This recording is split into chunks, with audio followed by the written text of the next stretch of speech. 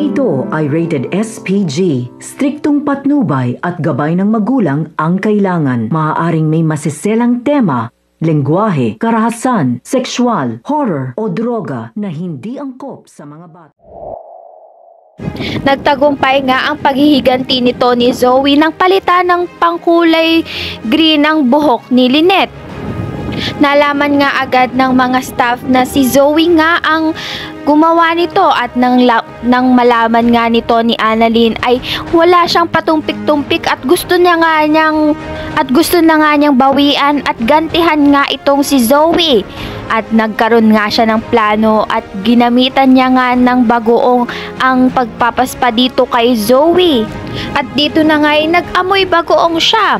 Ito na nga, nagkita na nga si Moira at Zoe at akala nila pareha silang nagtagumpay sa paghihiganti dito sa dalawang mag-inang Lynette at Annalyn. Ngunit parehas nga silang sawi sa paghihiganti.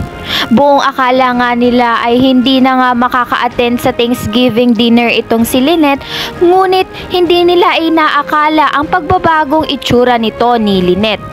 Samantala, ito ngang si Moira ay patuloy pa rin magpapakalat ng masamang pag-uugali dito sa ibang mga tao.